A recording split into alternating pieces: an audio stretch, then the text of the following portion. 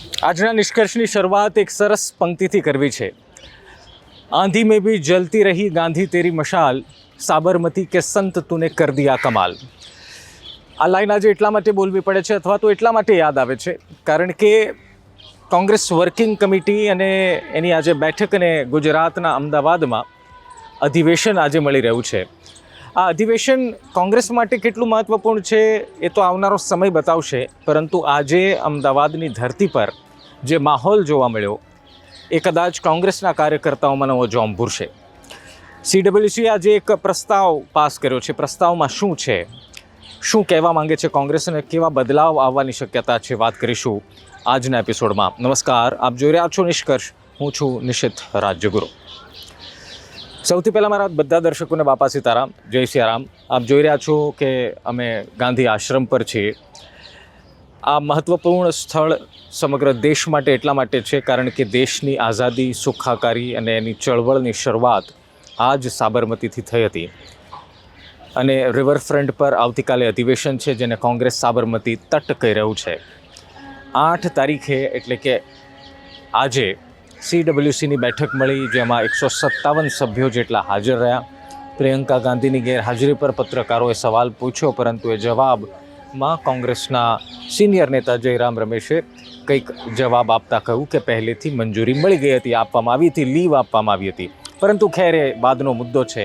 પરંતુ આજે CWCમાં થયું શું, CWCમાં કેવા પ્રકારની ચર્ચાઓ થઈ, એ મારે આપને વાત કરવી છે અને એ શું દર્શાવે છે, એનો મતલબ શું થાય છે, એનો અર્થ શું થાય છે, એ મારે તમને સમજાવવું છે।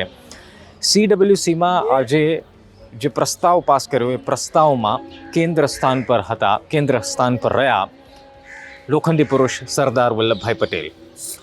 સરદાર વલ્લભભાઈ પટેલની કેન્દ્ર સ્થાન પર રહેવું એ કોઈ નવી વાત ન હોઈ શકે, પરંતુ 150મી જ્યારે જન્મ જયંતિ ઉજવાતી હોય અને બીજી તરફ મહાત્મા ગાંધીજીના 100 વર્ષ અધ્યક્ષ બન્યાને ઉજવાતા હોય તેવા સ્થાન પર કોંગ્રેસે આ પ્રસ્તાવ પાસ કરીને ન માત્ર ગુજરાત કોંગ્રેસના કાર્યકર્તાઓને પરંતુ એક બહોળા વર્ગને સંદેશ આપવાનો પ્રયાસ કર્યો છે કે કોંગ્રેસ હવે કઈ દિશા તરફ આગળ વધશે। 2 મુદ્દાઓને ટાંક્યા છે એવું કહીએ તો એમાં ખોટું નથી। એક તો જે વર્ગ, જે એક મોટો સમૂહ એવું સાબિત કરવા પર તુલ્યો છે અથવા તો એવું પુરવાર કરવા પર તુલ્યો છે કે સરદાર વલ્લભભાઈ પટેલ અને જવાહરલાલ નહેરુ વચ્ચે અનબન હતી અથવા તો બનતી નહોતી, આવી જે ચર્ચાઓ કેટલાક સમૂહ, કેટલોક વર્ગ કરે છે અથવા તો પુરવાર કરવાનો પ્રયાસ કરે છે, તેને ખોટો સાબિત કરવાનો કોંગ્રેસનો આ પ્રયાસ છે અથવા તો પ્રસ્તાવમાં મુખ્ય સ્થાન પર સરદાર વલ્લભભાઈ પટેલને રાખીને એ પ્રસ્તાવ એ સાબિત કરવાનો પ્રયાસ છે કે એવું નહોતું। બીજું, 2027માં ગુજરાત વિધાનસભાની ચૂંટણી છે અને તે પહેલાં સરદાર વલ્લભભાઈ પટેલને કેન્દ્ર સ્થાન પર રાખીને એક બહુ મોટા વર્ગને પોતાની તરફ આકર્ષવાના પ્રયાસ થતા હોય તેવું પણ લાગી રહ્યું છે। આ પ્રસ્તાવમાં 7 થી 8 ફકરાઓ છે, મુદ્દાઓ છે, જેમાં સરદાર વલ્લભભાઈ પટેલની આ ચળવળમાં, દેશની આઝાદીમાં તેમનું યોગદાન, જવાહરલાલ નહેરુ અને સરદાર પટેલની મિત્રતા અને સાથોસાથ દરેક ફકરાની નીચે હાલની સરકાર એટલે કે ભારતીય જનતા પાર્ટી શું કરી રહી છે અથવા તો કેવો અન્યાય કરી રહી છે એનો પણ ઉલ્લેખ કરવામાં આવ્યો છે।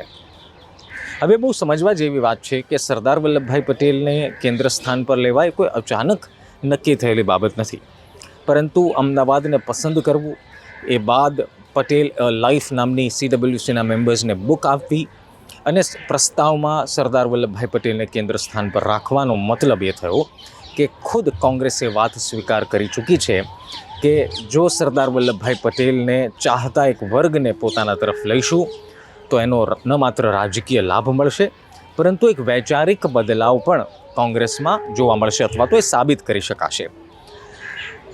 અધિવેશન આવતીકાલે છે અને આજની મીટિંગની ચર્ચા આવતીકાલે અધિવેશનમાં થશે, પરંતુ મૂળ સમસ્યા એ છે કે જે પણ એજન્ડા અથવા તો પોલિટિકલ રિઝોલ્યુશન અથવા તો રાજકીય પ્રસ્તાવ જેને કહીએ એ પારિત થાય છે, પસાર થાય છે, એનું ઇમ્પ્લિમેન્ટેશન એટલે કે એનું અનુકરણ અથવા તો એને કહીએ એને લાગુ કરવાની પ્રક્રિયામાં કોંગ્રેસ કેટલું મજબૂતાઈથી આગળ વધે છે જોવાનું છે। બીજું, આ અધિવેશનને એક મોટા બદલાવ પહેલાંની એક બહુ મહત્ત્વપૂર્ણ બેઠક મનાઈ રહી છે.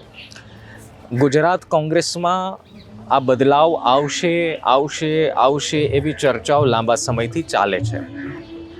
આજે જ્યારે અમે જિગ્નેશ મેવાણી સાથે પણ વાત કરી, એણે પણ કહ્યું કે તાલુકા લેવલ અને સંગઠન લેવલ સુધી આ બદલાવ આવવાની શક્યતાઓ છે. એટલે એનો અર્થ એ થયો કે ભલે 7-8 તારીખે રાહુલ ગાંધી આવ્યા હતા, પરંતુ રાહ જોવાઈ રહી હતી અધિવેશનની. હવે અધિવેશનમાં પોલિટિકલ રિઝોલ્યુશન પસાર થયા બાદ, આવતીકાલે અધિવેશનમાં ચર્ચા કર્યા બાદ, ભાષણ થયા બાદ, પોતાના વિચારો વ્યક્ત કર્યા બાદ હવે નજીકના ભવિષ્યમાં કોંગ્રેસના માળખામાં, સંગઠનમાં એક મોટા ફેરફારની શક્યતાઓ છે. હવે આ મોટા ફેરફાર હોઈ શું શકે? તો સમજો કે મોટા ફેરફારમાં એવી ચર્ચાઓ છે કે શક્તિસિંહ અધ્યક્ષ તરીકે કાયમ રહે. કારણ કે શક્તિસિંહ પહેલાં પણ કહી ચૂક્યા છે કે મારે અધ્યક્ષ નહોતું બનવું, પરંતુ મને જવાબદારી સોંપવામાં આવી છે, એટલે શક્ય બને કે શક્તિસિંહના જ અધ્યક્ષ સ્થાને એક બદલાવ થાય. પરંતુ આ બદલાવ કેવા હોઈ શકે? તો બદલાવમાં જિગ્નેશ મેવાણી જેવા યુવા નેતાઓને મોટું સ્થાન મળી શકે. કારણ કે રાહુલ ગાંધી વારંવાર આપણે કહેતા સાંભળ્યા છે કે આ દેશના યુથને વધારે કેન્દ્ર સ્થાને રાખવાની જરૂર છે.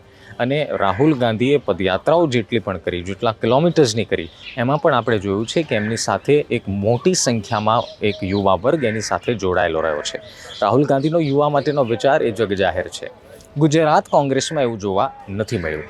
હવે તમે સેવાદળ કે NSUI પાંખની વાત કરો તો એ વાત અલગ છે, પરંતુ GPCC એટલે કે ગુજરાત પ્રદેશ કોંગ્રેસ કમિટીમાં કેટલા યુવાઓને સ્થાન આપવું એ હવે આવનારા બદલાવનો એક મોટો મુદ્દો હોઈ શકે છે. જો એક વાત આપણે અને કોંગ્રેસે બહુ સ્પષ્ટપણે સમજવાની જરૂર છે કે 32 વર્ષથી ભારતીય જનતા પાર્ટી આ રાજ્યમાં શાસન કરે છે, એને કોઈ એક અધિવેશનથી અથવા તો એક નિર્ણયથી પરાસ્ત કરી શકાય એ વાતમાં કોઈ દમ નથી, માલ નથી. પરંતુ અધિવેશનમાં થયેલી ચર્ચાઓ, અધિવેશનમાં થયેલી વાતોનું જો ઇમ્પ્લિમેન્ટેશન કરવામાં આવે, જો એને લાગુ કરવામાં આવે, જો મજબૂતાઈથી એ પ્લાન પર આગળ વધવામાં આવે તો કોંગ્રેસને જરૂરથી ફાયદો થવાની સંભાવનાઓ છે. પરંતુ અહીંયા પણ બે મુદ્દાઓ છે જેને કોંગ્રેસે ધ્યાનમાં લેવાના છે અથવા તો લેશે, જે રાહુલ ગાંધીએ પણ ટાંક્યા. એક કે એવા કાર્યકર્તા નેતાઓને ઘર ભેગા કરવા જે ભારતીય જનતા પાર્ટીને મદદ કરે છે, એટલે કે જે પેલેસ પોલિટિક્સ અથવા તો ટેબલ પોલિટિક્સ એને કહો એમાં જ રસ ધરાવે છે, જમીન પર જોડાયેલા નેતા નથી. અને બીજા કે સિનિયર નેતાઓ જેને વાતમાં ખોટું લાગી જાય છે એને થોડા સાઇડલાઇન કરવા અથવા તો એનું મહત્ત્વ ઓછું કરીને યુવાઓને વધુ મહત્ત્વ આપવું, એવા યુવાઓ જે 24 કલાક પક્ષ માટે, જનતાના મુદ્દા માટે કામ કરે. જો આ થવામાં કોંગ્રેસ સફળ રહ્યું, આ કરવામાં કોંગ્રેસ સફળ રહ્યું તો શક્ય છે કે કોંગ્રેસને ફાયદો થાય. બાકી જો અધિવેશન, બેઠકો, મંથન, કમિટીઓની તપાસ, આવું બધું કોંગ્રેસમાં ખૂબ જૂનું છે અને એના કારણે થયું તો ઘણું બધું. 2022માં હાર બાદ મંથન થયું, વિશ્લેષણ થયું, કેટલાકના નામ આવ્યા, પણ કંઈ થયું નહીં. જો હવે હકીકતમાં કરવું હોય તો જરૂરી છે કે જે ચર્ચાઓ અધિવેશનમાં થાય અથવા તો મજબૂતાઈથી એવા કાર્યકર્તાઓને ઘર ભેગા કરવા જે પીઠ પાછળ રહીને બીજા પક્ષને મદદ કરે છે, એવા સિનિયર નેતાઓને વારંવાર રિપીટ કરીને યુવા કાર્યકર્તાઓને જો મન દુઃખ થતું હોય તો એ યુવા કાર્યકર્તાઓને સંગઠનમાં સ્થાન આપવું, આ બધી બાબતો કોંગ્રેસ ધ્યાન પર લેશે એવું લાગે છે. અને એટ ધી એન્ડ, અંતમાં જનતાના મુદ્દાઓથી જ વિરોધ પક્ષ મોટો થાય છે અથવા તો સત્તા સુધી પહોંચી શકે છે. આપ કમેન્ટમાં મને જરૂર લખજો કે તમે ક્યારે કોંગ્રેસનું એવું આંદોલન ગાંધીનગર, અમદાવાદમાં જોયું કે જ્યાં હજારોની સંખ્યામાં કોંગ્રેસના કાર્યકર્તાઓને, વરિષ્ઠ નેતાઓ જનતાના મુદ્દાને લઈને રોડ પર આડા પીડા, ચક્કાજામ કર્યા. જો હું એ વાતને સમર્થન આપતો નથી કે સામાન્ય જનતાને હેરાન કરો અથવા તો એના ટ્રાફિકને બ્લોક કરો તો જ કોઈ મુદ્દાનો અવાજ પડઘો પડે, પણ જનતાના મુદ્દા વિરોધ પક્ષ કેવી રીતે ઉઠાવે છે એ મારે વ્યાખ્યા તમને સમજાવવાની જરૂર નથી, તમને ખબર છે. જો ગ્રાઉન્ડ પર કોંગ્રેસના નેતાઓ નહીં ઉતરે તો કાર્યકર્તાઓ કેવી રીતે ઉતરે? કોંગ્રેસના જે એક યુવા કાર્યકર્તાઓનું, એક યુવા નેતાનું દુઃખ છે કે હું મુદ્દા તો ઉઠાવું પણ મારી પાછળ કોઈ ઊભું નથી રહેતું, તો એ વાત ઉપરથી સમજી શકાય કે બધા પોતપોતાની રાજનીતિ ચમકાવવામાં વ્યસ્ત રહેશે તો જે 32 વર્ષથી 30 વર્ષથી જોતા આવ્યા છે કદાચ એ જ થશે. પરંતુ આજે માહોલ અલગ છે. આજનું અધિવેશન અમદાવાદમાં કોંગ્રેસના કાર્યકર્તાઓમાં એક નવું જોમ પૂરવાની વાત છે. કોંગ્રેસના યુવા લોકોમાં એક નવી ઉર્જા પૂરવાની વાત છે. એ ઉર્જા અમે પૂરી છે એવું મલ્લિકાર્જુન ખડગે કહે છે, જયરામ રમેશ કહે છે, પવન ખેડા કહે છે, સિનિયર નેતાઓ કહે છે. જો હવે જોમ પૂરાઈ ગયું છે તો બસ હવે જરૂર છે એક બદલાવની. જે કોંગ્રેસના જ અંદરના કેટલાક નેતા ઈચ્છે છે કે બદલાવ થવા જોઈએ. જો થશે તો એનું પરિણામ નજીકના ભવિષ્યમાં દેખાશે. પરંતુ એ થશે કે નહીં એની ઉપર સૌથી મોટો 72 કિલોનો સવાલ, પ્રશ્નાર્થ ચિહ્ન છે. કારણ કે આવું થશે કોંગ્રેસમાં ઘણા ટાઈમથી વાત થઈ છે. એ થાય તો કોંગ્રેસ માટે સારું છે.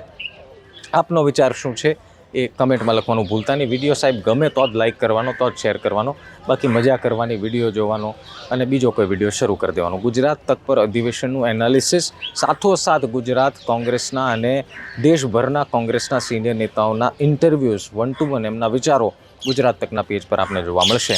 નિષ્કર્ષમાં આજે આટલું જ. આવતીકાલે મળીશું એક નવા વિશ્લેષણ સાથે. ત્યાં સુધી મને એટલે કે નિશ્ચિત રાજગુરુને આપો રજા.